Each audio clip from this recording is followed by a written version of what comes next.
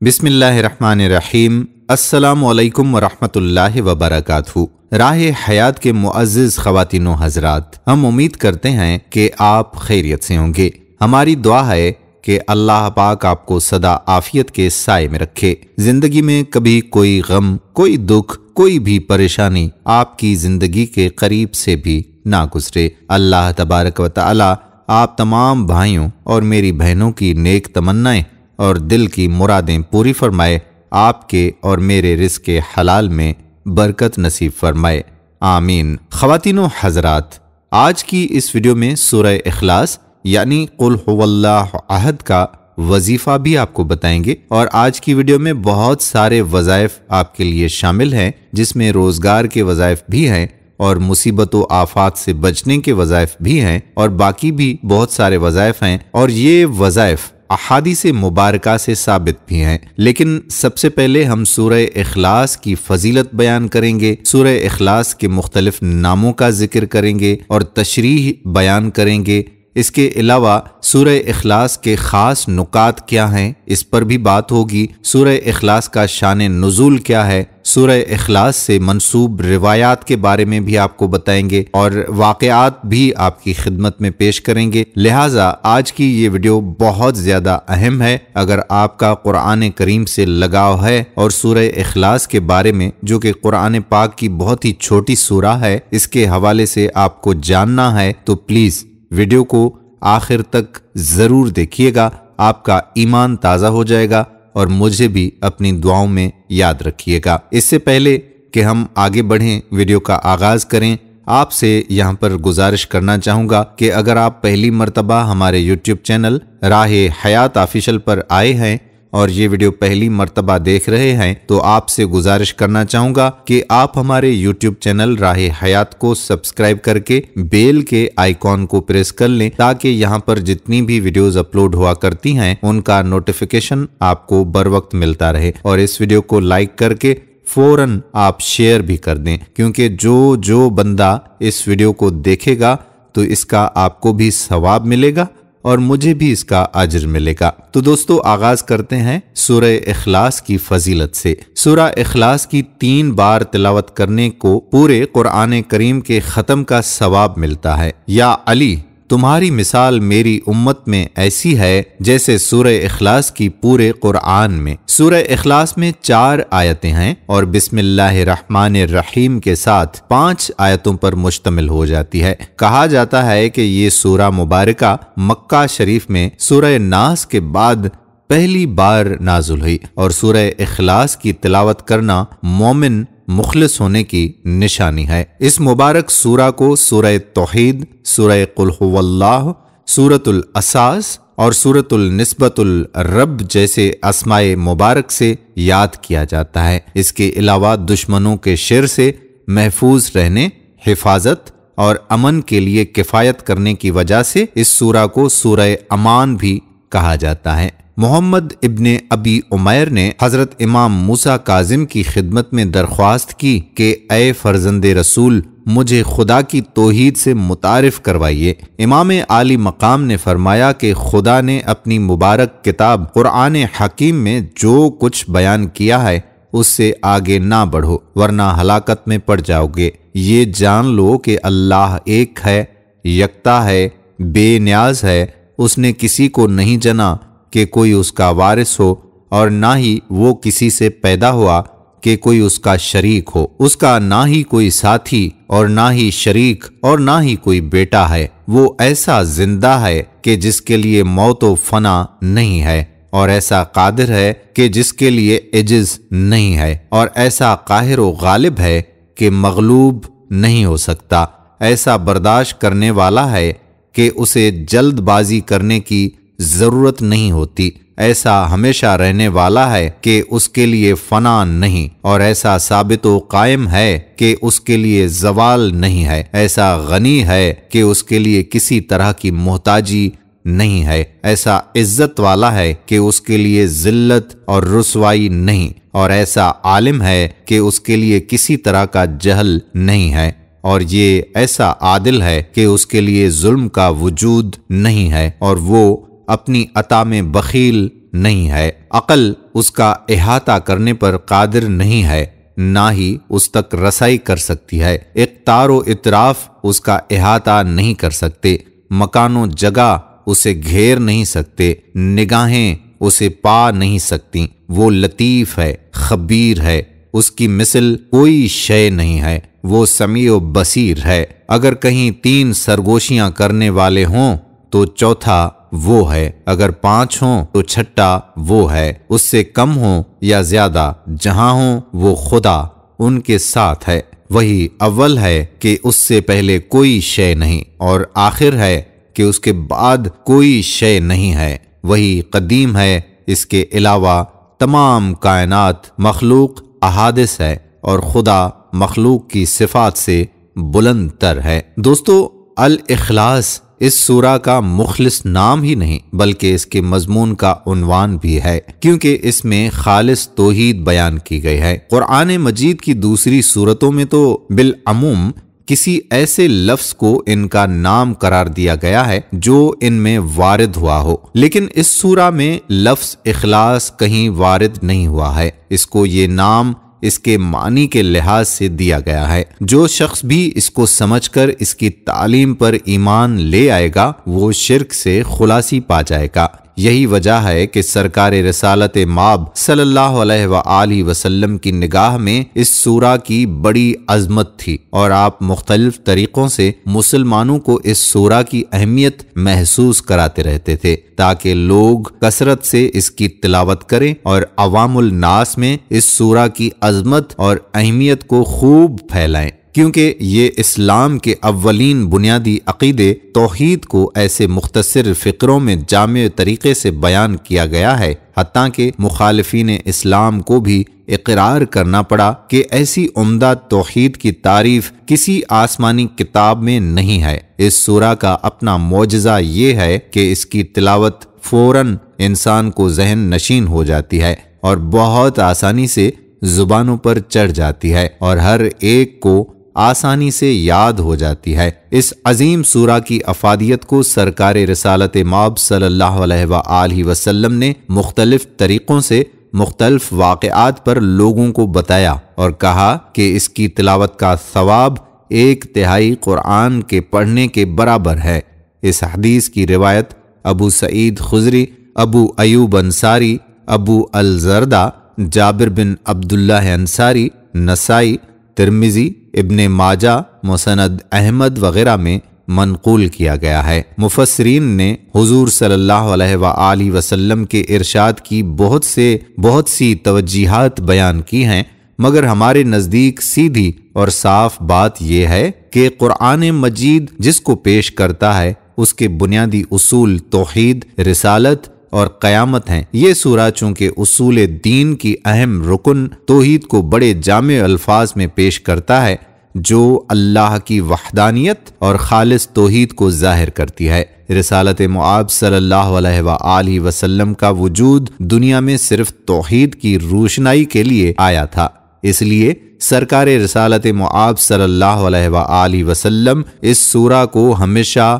اہمیت دیتے تھے۔ اگر نماز میں اس سورت کی تلاوت کا خیال آ جائے اور قاری اس سورہ کو ترک کر دے اور دوسری سورہ کی تلاوت کر لے تو اس قاری کی نماز باطل ہو جائے گی۔ امیر المومنین حضرت علی ابن ابی طالب رضی اللہ تعالی عنہ اس سورہ مبارکہ کی تلاوت کثرت سے کرتے تھے اور اس سورہ کے الفاظ اور مطلب کو آپ نے اپنے خطبوں اور دعاؤں میں کثرت سے استعمال کیا ہے۔ اس سورت کی تلاوت کرنے والے کے گرد رحمت خداوندی سایہ فگن رہتی ہے۔ اس کی تلاوت کے بعد ہر جائز کام کے لیے طلب دعا مقبول ہوتی ہے۔ اس سورہ کے نزول کے بعد تمام تصورات کا قلہ کما ہو جاتا ہے اور رب جلیل کی ذات کے ساتھ مخلوقات کی صفات میں سے کسی صفت کی آلودگی کی کوئی بھی گنجائش باقی نہیں رہتی۔ اب پیش خدمت ہیں سورہ اخلاص سے منسوب کچھ روایات۔ حضرت عبداللہ بن مسعود رضی اللہ تعالی عنہ ارشاد فرماتے ہیں کہ قریش کے لوگوں نے حضرت رسول اللہ صلی اللہ علیہ وآلہ وسلم سے کہا کہ آپ اپنے رب کا نسب ہمیں بتائیے۔ اس پر یہ سورہ نازل ہوئی۔ بحوالہ طبرانی۔ خیال رہے کہ اہل عرب کا اپنا قاعدہ تھا کہ جب وہ کسی اجنبی شخص سے تعارف حاصل کرنا چاہتے تو کہتے کہ اس کا نسب ہمیں بتاؤ، کیونکہ اس کے یہاں تعارف میں سب سے پہلی چیز جو دریافت طلب ہوتی تھی وہ یہ تھی کہ اس کا نسب کیا ہے اور وہ کس قبیلے سے تعلق رکھتا ہے۔ اس لیے انہوں نے جب رسول اللہ صلی اللہ علیہ وآلہ وسلم سے یہ پوچھنا چاہا کہ آپ صلی اللہ علیہ وآلہ وسلم کا رب کون ہے اور کیسا ہے، تو انہوں نے کہا کہ اپنے رب کا نسب ہمیں بتائیے۔ حضرت ابی بن کعب کے حوالے سے بیان کیا ہے کہ مشرکین نے حضرت رسول اللہ صلی اللہ علیہ وآلہ وسلم سے کہا کہ اپنے رب کا نسب ہمیں بتائیے۔ اس پر اللہ تعالیٰ نے یہ مبارک سورہ نازل فرمائی بحوالہ مسند احمد۔ حضرت جابر بن عبداللہ انصاری کا بیان ہے کہ ایک اعرابی نے ہمارے نبی سرکار رسالت مآب صلی اللہ علیہ وآلہ وسلم سے کہا کہ اپنے رب کا نسب ہمیں بتائیے۔ اس پر رب جلیل کی بارگاہ سے اس سورہ کا نزول ہوا بحوالہ ابو لیلہ، بہقی، ابن جریرہ وغیرہ۔ حضرت اکرمہ نے ابن عباس رضی اللہ تعالیٰ عنہ سے روایت نقل کی ہے کہ یہودیوں کا ایک گروہ رسول اللہ صلی اللہ علیہ وآلہ وسلم کی خدمت اقدس میں حاضر ہوا، جس میں کعب بن اشرف اور حی بن اخطب وغیرہ شامل تھے۔ انہوں نے کہا کہ اے محمد صلی اللہ علیہ وآلہ وسلم، ہمیں بتائیے کہ آپ کا وہ رب کیسا ہے جس نے آپ کو بھیجا ہے۔ اس پر اللہ تعالیٰ نے یہ سورت نازل فرمائی بحوالہ ابن ابی حاتم، ابن عدی، بہقی وغیرہ۔ حضرت انس کا بیان ہے کہ خیبر کے کچھ یہودی رسول اللہ صلی اللہ علیہ وآلہ وسلم کی خدمت میں حاضر ہوئے اور انہوں نے کہا کہ اے ابو القاسم، اللہ نے ملائکہ کو نور حجاب سے، آدم کو مٹی کے سڑے ہوئے گارے سے، ابلیس لعین کو آگ کے شعلے سے، آسمان کو دھوئیں سے اور زمین کو پانی کے جھاگ سے بنایا۔ اب ہمیں اپنے رب کے متعلق بتائیے کہ وہ کس چیز سے بنا ہے۔ رسول اللہ صلی اللہ علیہ وآلہ وسلم نے اس بار کوئی جواب نہ دیا۔ پھر حضرت جبرائیل امین علیہ السلام آئے اور انہوں نے کہا اے محمد صلی اللہ علیہ وآلہ وسلم، انہیں کہو هو اللہ احد۔ زخاک، قتادہ اور مقاتل کا بیان ہے کہ یہودیوں کے کچھ علماء حضور رسالت مآب صلی اللہ علیہ وآلہ وسلم کے پاس آئے اور انہوں نے کہا کہ اے محمد صلی اللہ علیہ وآلہ وسلم، اپنے رب کی کیفیت ہمیں بتائیے، شاید کہ ہم آپ پر ایمان لے آئیں۔ اللہ نے اپنی صفت توریت میں نازل کی ہے، آپ بتائیے کہ وہ کس چیز سے بنا ہے، کس جنس سے ہے، سونے سے بنا ہے یا تانبے سے یا پیتل سے یا لوہے سے یا چاندی سے، اور کیا وہ کھاتا اور پیتا ہے، اور کس سے اس نے دنیا وراثت میں پائی، اور اس کے بعد کون اس کا وارث ہوگا۔ اس پر اللہ تعالیٰ نے یہ سورہ نازل فرمائی۔ خواتین و حضرات، اب اس سورہ سے منسوب آپ کو وظیفے بتاتے ہیں جو احادیث مبارکہ سے ثابت ہیں۔ ایک شخص نے رسالت مآب صلی اللہ علیہ وآلہ وسلم سے تنگ دستی اور فقر کی شکایت کی تو آپ صلی اللہ علیہ وآلہ وسلم نے ارشاد فرمایا کہ گھر میں داخل ہوتے وقت السلام علیکم کی صدا بلند کرتے ہوئے گھر میں داخل ہوا کرو، خواہ کوئی آدمی موجود نہ ہو، اور پھر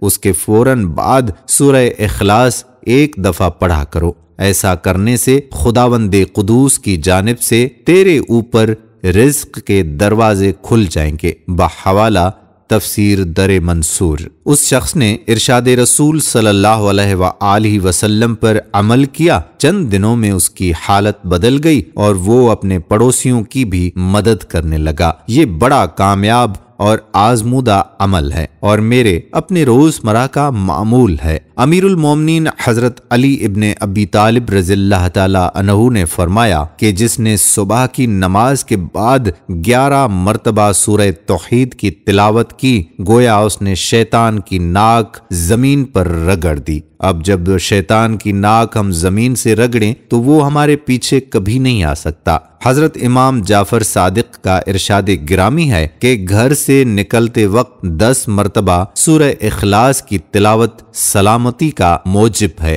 علامہ زاری نے تفسیر کبیر میں لکھا ہے کہ ایک روز پیغمبر اکرم صلی اللہ علیہ وآلہ وسلم کے پاس جبرائیل امین موجود تھے کہ ابو ذر غفاری رضی اللہ تعالی عنہ آتے دکھائی دیے۔ حضرت جبرائیل علیہ السلام نے کہا، یا رسول اللہ صلی اللہ علیہ وآلہ وسلم، ابو ذر آ رہے ہیں۔ رسول خدا صلی اللہ علیہ وآلہ وسلم نے کہا، تم ابو ذر کو پہچانتے ہو؟ جبرائیل امین نے کہا، ہاں یا رسول اللہ صلی اللہ علیہ وآلہ وسلم، وہ آپ کے یہاں سے زیادہ ہمارے یہاں معروف اور مشہور ہیں۔ پیغمبر اکرم صلی اللہ علیہ وآلہ وسلم نے فرمایا، کس فضیلت کی وجہ سے؟ کہا، وہ اپنے نفس کو حقیر سمجھتے ہیں اور کثرت سے سورہ اخلاص کی تلاوت کرتے ہیں اور آل محمد صلی اللہ علیہ وآلہ وسلم پر درود کی بارش کرتے ہیں۔ سرکار رسالت معاب صلی اللہ علیہ وآلہ وسلم نے ایک لشکر کے ساتھ امیر المومنین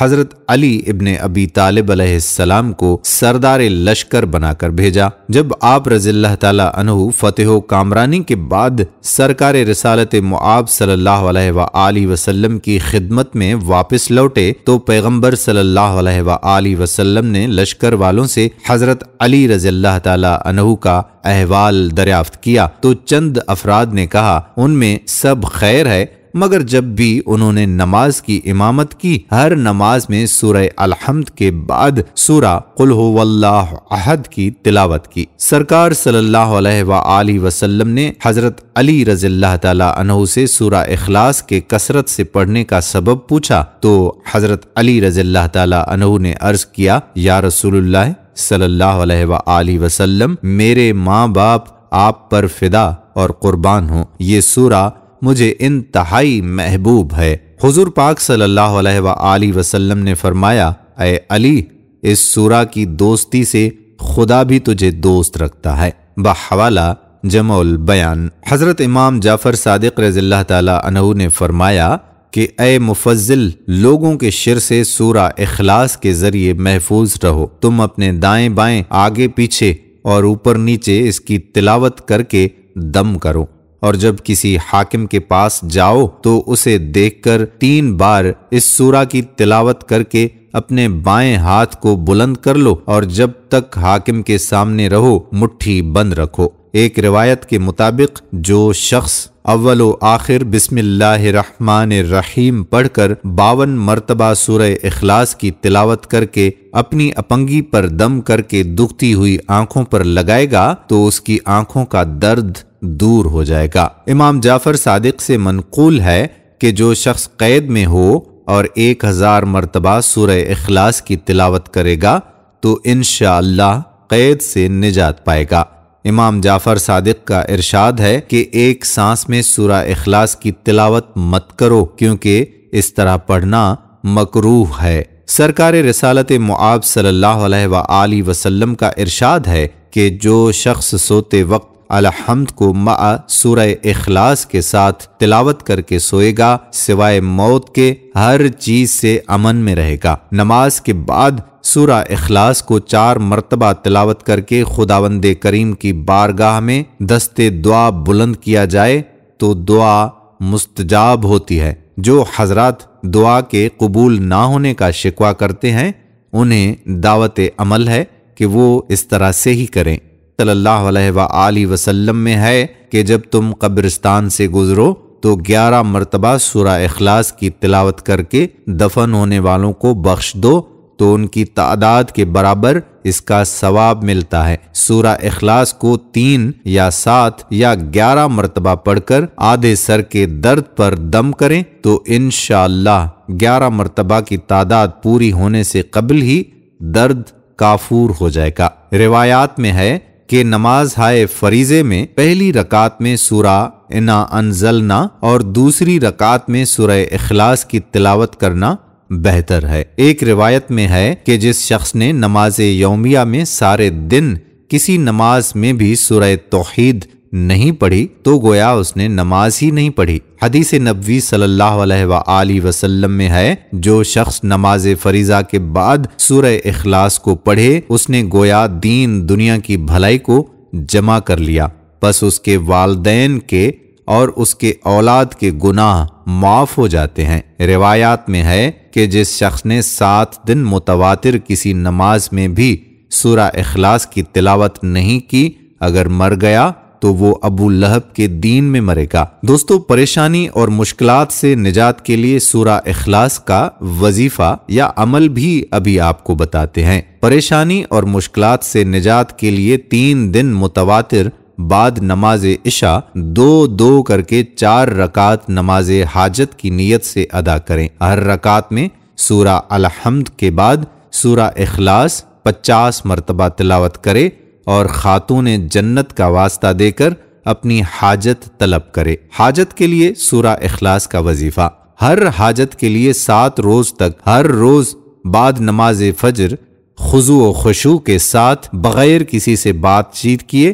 ایک جگہ ایک وقت 100 بار سورہ اخلاص کی تلاوت کریں۔ انشاءاللہ ایک ہفتے میں ہی حاجت روا ہوگی۔ دوستو، یہ تھا سورہ اخلاص کا شان، سورہ اخلاص کے بارے میں بیان اور سورہ اخلاص کے مجرب وظیفے۔ امید کرتے ہیں کہ آپ ہماری اس ویڈیو کو لائک ضرور کریں گے، شیئر بھی کریں گے اور کمنٹس میں ہمیں بتائیں گے کہ آپ کو آج کی ویڈیو کیسی لگی۔ آنے والی ویڈیو تک آپ کا اپنا میزبان قادر بخش کلہوڑو آپ سے اجازت چاہتا ہے۔ اللہ حافظ۔